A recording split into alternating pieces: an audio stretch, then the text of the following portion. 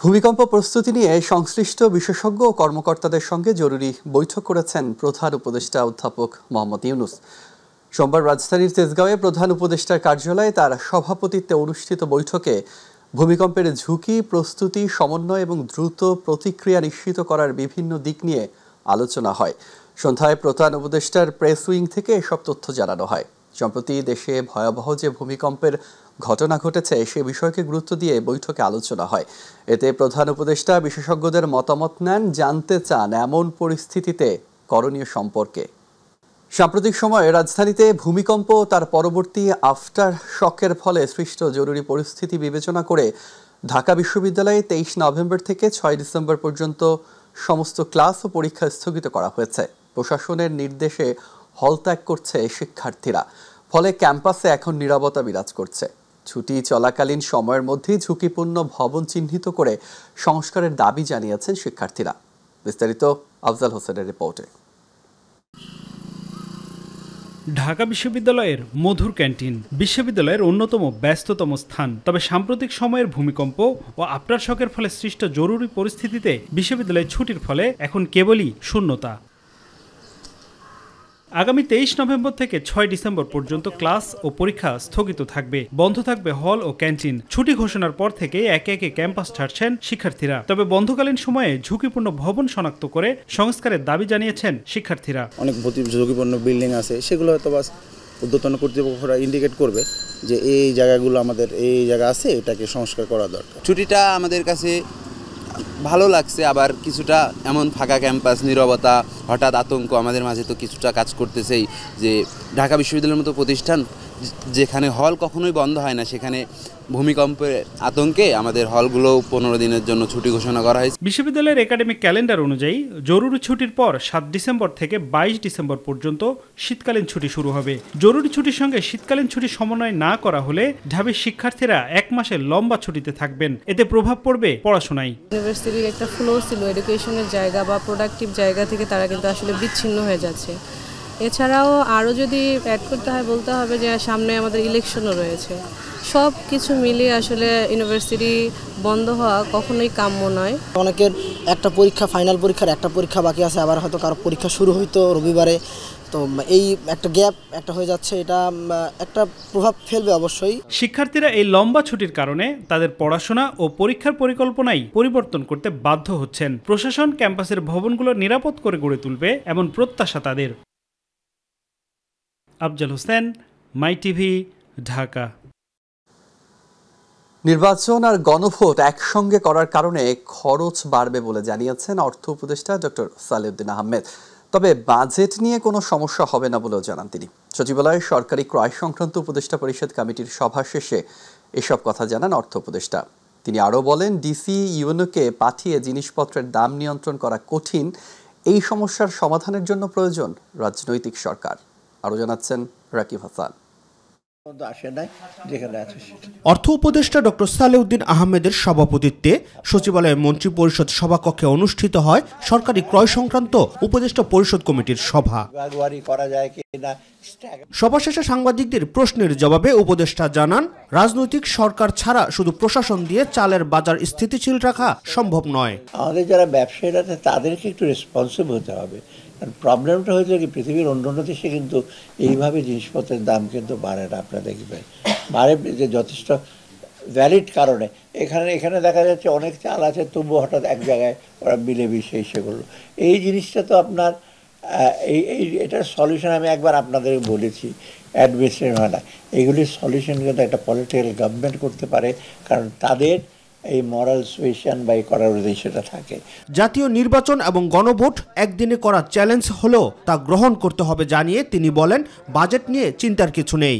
আমরা তো বলেছি নির্বাচনের জন্য, গণভোটের জন্য যে প্রয়োজনীয় যে ব্যয় বাড়বে, ওখানেও তো আপনার লোকবল লাগবে, তাই না, সিকিউরিটি। এটা আমরা বলেছি যে ওপেন। আমাদের বাজেটটা এখন আমরা রিভাইজ করছি, কিন্তু নির্বাচনের বাজেটটা আমরা এখন ওই অন্য মন্ত্রণালয়ের বাজেটটা লাস্ট ডেট দিয়েছি যে এত তারিখের মধ্যে আপনারা বলে দেন, কারণ ডিসেম্বরে আমরা বাজেটটা রিভাইজ করব, জানুয়ারিতে আমরা রেডি করে রাখবো পরবর্তী যে সরকার আছে তাদের জন্য। অর্থাৎ নির্বাচনের ব্যাপারে কোনো চিন্তা করার দরকার নাই। চাহিদা অনুযায়ী স্পর্শকাতর ভোট কেন্দ্রগুলোতে বডি ক্যামেরা দেয়া হবে, যা স্বরাষ্ট্র মন্ত্রণালয় দেখভাল করবে বলেও জানান অর্থ উপদেষ্টা। বডি ক্যামেরাটা আমরা একটা সিদ্ধান্ত নিয়েছি, বডি ক্যামেরা যেটা হবে সেটা ঠিক এখানে পারচেজ কমিটি এসে ওরা একটা ডিসিশন হয়েছে, ওদের যে রেসপেক্টিভ যে এজেন্সি আছে ওদেরকে আমরা বলে দিয়েছি বাজেট যেটা আছে ওটা আপনারা ব্যবহার করেন। রাকিব হাসান, মাই টিভি, ঢাকা। আসন্ন ত্রয়োদশ জাতীয় সংসদ নির্বাচনে প্রবাসীদের অংশগ্রহণ নিশ্চিতে পোস্টাল ভোট বিডি অ্যাপে 6 দিনে নিবন্ধন ছাড়িয়েছে 21,000। এর মধ্যে এগিয়ে দক্ষিণ কোরিয়া, জেলা হিসাবে ঢাকা এবং আসন হিসাবে এগিয়ে আছে চাঁপাইনবাবগঞ্জ 3 আসনের প্রবাসী প্রার্থীরা। দুপুরে আগারগাঁওয়ের নির্বাচন কমিশন ভবনে ডাক বিভাগের কর্মকর্তাদের সাথে মতবিনিময় সভা শেষে পোস্টাল ভোট বিডি ওয়েবসাইটে এসব তথ্য প্রকাশ করে নির্বাচন কমিশন। অনুষ্ঠানে উপস্থিত ছিলেন প্রধান নির্বাচন কমিশনার এএমএম নাসির উদ্দিন সহ অন্যান্য নির্বাচন কমিশনার এবং কমিশন সংশ্লিষ্ট বিভিন্ন কর্মকর্তাবৃন্দ। গত 18 নভেম্বর থেকে আনুষ্ঠানিক যাত্রা শুরুর পরপরই 19 নভেম্বর থেকে পূর্ব এশিয়া, দক্ষিণ আমেরিকা, আফ্রিকা এবং গত রবিবার থেকে উত্তর আমেরিকা, ওশেনিয়া সহ পৃথিবীর বিভিন্ন দেশে নিবন্ধন প্রক্রিয়া শুরু করে কমিশন। বর্তমানে সর্বমোট 68টি দেশে চালু রয়েছে পোস্টাল ভোট বিডি নিবন্ধন কার্যক্রম। বিএনপি যখনই ক্ষমতায় এসেছে গণমাধ্যমের স্বাধীনতা নিশ্চিত করার চেষ্টা করেছে বলে মন্তব্য করেছেন বিএনপির মহাসচিব মির্জা ফখরুল ইসলাম আলমগীর। তিনি বলেন, গত 15 বছর অনেক সংবাদ মাধ্যম নিজেরাই উদ্যোগী হয়ে ফ্যাসিবাদকে সমর্থন দিয়েছে। গণমাধ্যম কর্মীরাই দলীয় হয়ে যাচ্ছে। গণমাধ্যম সংস্কার কমিশনের সুপারিশ পর্যালোচনা নিয়ে বিজেসির সেমিনারে তিনি এসব কথা বলেন। অনুষ্ঠানে বিভিন্ন রাজনৈতিক দলের নেতা এবং অ্যাটর্নি জেনারেলও বক্তব্য রাখেন। ইউসুফ আলী রিপোর্ট। রাজধানীর চীনমৈত্রী সম্মেলন কেন্দ্রে গণমাধ্যম সংস্কার ও স্বাধীন সাংবাদিকতা নিশ্চিতে রাজনৈতিক অঙ্গীকার শীর্ষক আলোচনা সভার আয়োজন করে ব্রডকাস্ট জার্নালিস্ট সেন্টার। যারা বিট করে সেই রিপোর্টারদেরকে আপনারা নিজেদের কর্মী বানিয়ে ফেলেন। অনুষ্ঠানে বিএনপির মহাসচিব মির্জা ফখরুল ইসলাম আলমগীর বলেন, বিএনপি ক্ষমতায় থাকাকালে স্বাধীন সাংবাদিকতা নিশ্চিতে কাজ করেছে। নিজেরাই তো আপনারা দলীয় হয়ে যাচ্ছেন, রাজনৈতিক দলগুলো তো আপনার কাউকে পকেটের মধ্যে নিতে চায় না। আপনারা যদি পকেটে ঢুকে যান তখন কিন্তু দ্যাট বিকামস এ প্রবলেম। আমরা দেখেছি গত 15 বছর নিজেরাই উদ্যোগী হয়ে আপনারা ফ্যাসিজমকে সমর্থন করেছেন। অন্য রাজনৈতিক দলের নেতারা বলেন, সরকার নয় জনগণের হয়ে সাংবাদিকদের নিরপেক্ষভাবে কাজ করা উচিত। বাংলাদেশের মতো দেশে এইখানে মিডিয়াকে কোনো একবারে শিল্প গোষ্ঠীর হাতে জিম্মি হতে দেওয়া ঠিক না। একজন ব্যক্তির হাতে একটা বেশি মিডিয়া থাকতে পারবে। পত্রিকার একটা সরকারি বিজ্ঞাপনের সোর্স আছে যেটা একটু হেল্পফুল হয়, কিন্তু টেলিভিশনের সরকারি বিজ্ঞাপনের খুব বেশি স্কোপ নাই। কিছু সরকারি যেগুলো পাওয়া যায়, কে কত বেশি সরকারের অনুগত সেই হিসাবেই তারা সুযোগটা পায়। আমরা যখন ফেসিবাদের সময়টা দেখেছি তখন এমনটা হয়েছে যে যত রকমভাবে পারা যায় এই ফেসিবাদের পক্ষে বয়ান উৎপাদন করা, অনেক সাংবাদিক নিজেদেরকে জড়িয়ে ফেলেছিলেন। আবার অনেক সাংবাদিক এই কঠিন সময়টাতেও জীবনের ঝুঁকি নিয়ে তারা ফেসিবাদের কঠিন সময়টাতে বাংলাদেশের জনগণের পক্ষে তারা ভূমিকা রেখেছে। আপনারা আমাদের কেউ হবেন না, কিন্তু আমি আপনাদের কাছে একটা আহ্বান রাখতে চাই, আপনারা অবশ্যই বাংলাদেশের হবেন। তারা বলেন, দলীয় দৃষ্টিকোণের বাইরে সাংবাদিক ও রাজনৈতিক দলের মধ্যে সুসম্পর্ক বিরাজ করলে সুখী সমৃদ্ধ দেশ গঠন সহজ হবে। সম্প্রতিকালে কি সাংবাদিকদের উপরে অহেতুক মামলা সহ বিভিন্ন ঘটনা কি আমরা দেখিনি? আমরা সাংবাদিকতার নামে দখলদারিত্ব কি দেখিনি? তা কোথায়? রাজনৈতিক দলগুলোর কথা বলেন, দলীয় ক্ষমতায় গেলে কি সব করে ফেলে। এই যে তত্ত্বাবধায়ক সরকার, সে আমলে কি হলো?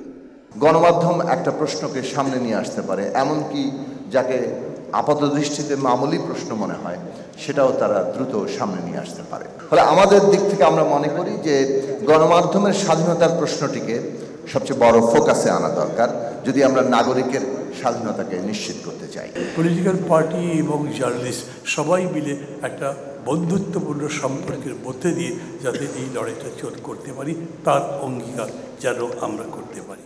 ইউসুফ আলী, মাই টিভি, ঢাকা। সংস্কার মানে শুধু সংবিধানের সংস্কার নয়, বিভিন্ন ক্ষেত্রে বহু সংস্কার হয়েছে, এমনটাই জানিয়েছেন আইন উপদেষ্টা ডক্টর আসিফ নজরুল। সকালে ঢাকা মহানগর দায়রা জজ আদালতে পারিবারিক আদালতের উদ্বোধনী অনুষ্ঠানে এ কথা বলেন তিনি। আইন উপদেষ্টা বলেন, শুধুমাত্র আইন মন্ত্রণালয়ই 21টি সংস্কার করা হয়েছে। বিচার বিভাগের যে সংস্কার করা হয়েছে তাতে আগামী 5 বছরে মামলার সংখ্যা 50% কমবে। অনুষ্ঠানে বন ও পরিবেশ উপদেষ্টা সৈয়দ রেজওয়ানা হাসান বলেন, অন্তর্বর্তী সরকার আর 2-2.5 মাস সময় পাবে। এই সময়ে একটি ভালো দৃষ্টান্ত রেখে যাওয়ার চেষ্টা করা হবে। তিনি জানান, পারিবারিক আদালতের মাধ্যমে কাগজবিহীন বিচার ব্যবস্থার দিকে এক ধাপ এগিয়েছে সরকার। এটা বহু আগে থেকে চালু আছে, কিন্তু অনলাইনে আর সাবমিট করা যায় না, কারণ অনলাইনটাকে এমন একটা ঝামেলা করে রাখে যেটা আপনি সাবমিট করতে পারেন, সেটা যেন আমরা না করি। এটা চালু হওয়ার সম্ভাবনা তখনই থাকবে যখন সত্যিকার অর্থে আইনজীবীরা এটার পক্ষে অবস্থান নেবে। আইনজীবীরা যদি বলে যে আমরা এটা চালু করেই ছাড়বো এবং সার্ভার ডাউনটাউন এসব কথা শুনবো না, তাহলেই কিন্তু এটা সত্যি চালু হয়ে যাবে। এটা আইনজীবীদেরও ঝক্কি ঝামেলা অনেকটা কমে যাবে। এই পেপারলেস কালচার যে অন্তত চালু হলো, আমরা যে সংস্কারগুলো করে গিয়েছি, খুব বড় কিছু করতে পারি নাই, চেষ্টা করেছি। আমাদের আকাঙ্ক্ষা থাকবে, অন্তত বিচার অঙ্গনে যেটা থাকবে, আপনাদের কাছে আমার অনুরোধ থাকলো, আপনারা এগুলিকে ধরে রাখবেন, এটা আপনাদের নিজস্ব প্রপার্টি বানাবেন এবং এটাকে কন্টিনিউ করে যাবেন। আমরা যদি পরবর্তী সরকারের কাছে আমাদের অনুরোধ থাকলো, আমাদের যে ইনিশিয়েটিভগুলো আছে, নতুন ইনিশিয়েটিভ নেন আর না নেন, আমাদের গুলাকে অন্তত অব্যাহত রেখেন। আমরা আশা করি এগুলির মাধ্যমে কিছুটা হলেও আমরা এগোতে পারবো। জুলাই গণঅভ্যুত্থানে রাজধানীর রামপুরায় 28 জনকে হত্যার ঘটনায় মানবতাবিরোধী অপরাধের মামলায় অভিযুক্ত 2 সেনা কর্মকর্তা সহ 4 জনের বিরুদ্ধে আনুষ্ঠানিক অভিযোগ গঠনের শুনানি আগামী 4 ডিসেম্বর। আন্তর্জাতিক অপরাধ ট্রাইব্যুনাল 1 আজ এই দিন ধার্য করেন। পাশাপাশি পলাতক 2 জনের পক্ষে রাষ্ট্রনিযুক্ত আইনজীবী নিয়োগের আদেশ দেন ট্রাইব্যুনাল। এস এম আরিফের রিপোর্ট। জুলাই আগস্ট গণ অভ্যুত্থানে রামপুরা বাড্ডা এলাকায় এলোপাথারি হত্যাকাণ্ডের শিকার হয় ছাত্র জনতা।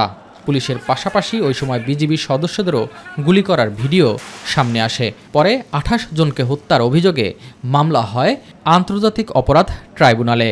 এই ঘটনায় অভিযুক্ত করা হয় সাবেক বিজিবি কর্মকর্তা লেফটেন্যান্ট কর্নেল রেদওয়ানুল ইসলাম ও মেজর মোহাম্মদ রাফাত বিন আলমসহ আরও 2 পুলিশ কর্মকর্তাকে। এই মামলায় সোমবার ট্রাইব্যুনালে হাজির করা হয় গ্রেপ্তার 2 সেনা কর্মকর্তাকে। পরে 4 জনের বিরুদ্ধে আনুষ্ঠানিক অভিযোগ গঠনের শুনানির জন্য 4 ডিসেম্বর দিন ধার্য করেন ট্রাইব্যুনাল 1। বাকি 2 জন পলাতক অবস্থা থাকায় তাদের এনআর আসছে, অর্থাৎ ওয়ারেন্ট জারি হয় নাই, জারি করা সম্ভব হয় না, পলাতক গ্রেপ্তার করা সম্ভব হয় নাই, সেই রিপোর্ট আসছে। পত্রিকা বিজ্ঞপ্তি হয়েছে, এখন স্টেট ডিফেন্স নিয়োগ হবে আজকে। গ্রেপ্তার 2 সেনা সদস্যের পক্ষে মামলার পরবর্তী কার্যক্রম ভার্চুয়ালি হাজিরার আবেদন করেন তাদের আইনজীবীরা। আমরা সাবমিশনটা যে গ্রাউন্ডের উপরে দেবো, এটা যদি আদালত সন্তুষ্ট হয়, যদি আমাদের পক্ষে যদি বলেন যে ভার্চুয়াল ট্রায়ালটা এটা প্রয়োজন আছে, তখনই ইয়েটা হবে। এটা মঞ্জুর করার কোনো অবস্থা আমাদের দৃষ্টিতে বিবেচনাযোগ্য মনে হয়নি। তারপরে ওনাদের আবেদনের প্রেক্ষিতে এই অ্যাপ্লিকেশনটা অ্যাডজন। একই ট্রাইব্যুনালে চাংখারপুলে 6 হত্যা মামলার প্রধান তদন্ত কর্মকর্তাকে জেরা করেন আসামিপক্ষের আইনজীবীরা। আর জুলাই গণ অভ্যুত্থানের প্রথম শহীদ রংপুরের আবু সাইদ হত্যা মামলায় পরবর্তী সাক্ষ্য গ্রহণের জন্য 27 নভেম্বর দিন ধার্য করেন ট্রাইব্যুনাল 2। এস এম আরিফ, মাই টিভি, ঢাকা। আগামী ফেব্রুয়ারির প্রথমার্ধে অনুষ্ঠিত হতে যাওয়া ত্রয়োদশ জাতীয় সংসদ নির্বাচনে কমনওয়েলথের পূর্ণ সমর্থন চেয়েছেন প্রধান উপদেষ্টা ডক্টর মোহাম্মদ ইউনুস। সোমবার রাষ্ট্রীয় অতিথি ভবন যমুনায় কমনওয়েলথের মহাসচিব শার্লি আরকর বোটশাওয়ের সঙ্গে বৈঠকে তিনি এ সমর্থন চান। আসন্ন নির্বাচন প্রক্রিয়ায় গভীর আগ্রহের জন্য কমনওয়েলথ মহাসচিবকে এ সময় ধন্যবাদ জানান প্রধান উপদেষ্টা। একই সঙ্গে অন্তর্বর্তী সরকারের পক্ষ থেকে তিনি অবাধ, নিরপেক্ষ, গ্রহণযোগ্য, উৎসবমুখর নির্বাচন আয়োজনের প্রতিশ্রুতি পুনর্ব্যক্ত করেন। বাংলাদেশের নির্বাচন এবং নির্বাচন পরবর্তী উত্তরণে কমনওয়েলথের পূর্ণ সমর্থনের আশ্বাস দেন শার্লি বোটশাও। তিনি নিশ্চিত করেন নির্বাচনের আগে বেশ কয়েকটি পর্যবেক্ষক দল পাঠানোর প্রস্তুতি নিচ্ছে কমনওয়েলথ। দুর্নীতি দমন কমিশনের চেয়ারম্যান ডক্টর মোহাম্মদ আব্দুল মোমেন বলেছেন, 2008 সালের নির্বাচনে সাবেক পলাতক প্রধানমন্ত্রীর সম্পত্তির গোজামিল হিসাব দিয়ে নির্বাচিত হয়েছেন। সেটি যদি না হতো তাহলে তার মনোনয়ন বাতিল হতো। তিনি নির্বাচন করতে পারতেন না, প্রধানমন্ত্রী হতে পারতেন না, তার দলই ক্ষমতায় আসতো না।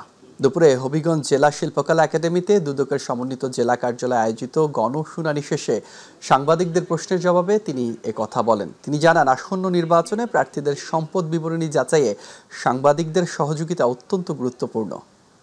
এর জন্য শুধুমাত্র দুদক না, দুদক, বাংলাদেশ ব্যাংক এবং সরকারের অন্যান্য প্রতিষ্ঠান সম্মিলিতভাবে কাজ করছে এবং এটার আমি খুব জোর দিয়ে বলতে পারবো না যেটার অগ্রগতি সন্তোষজনক, তবে আমরা চেষ্টা চালিয়ে যাচ্ছি। তবে তার আগে আমাকে খেয়াল রাখতে হবে আমরা কি শুধু কি একবারই বা দুইবারই অর্থ দেশের বাইরে চলে গেছে, না এখনও যাচ্ছে, ভবিষ্যতেও যাবে। আপনাদের সেই জিনিসটা দেখতে হবে যে কোন কোন ইনস্টিটিউশনের মাধ্যমে কাদের সহায়তায় অর্থ বাইরে চলে যায় সেগুলিকে আগে ধরেন। আমাদের ব্যাংকের সাহায্য ছাড়া কি সম্ভব অর্থ পাচার করা? চার্টার্ড অ্যাকাউন্টের যেসব বিবরণ দেন সেগুলির উপর ভিত্তি করে কোম্পানি তৈরি হয়, ভুয়া বিল ভাউচার সেগুলির উপর ভিত্তি করে হয়, সেগুলিকে আপনারা ধরার চেষ্টা করেন, আমরাও চেষ্টা করব।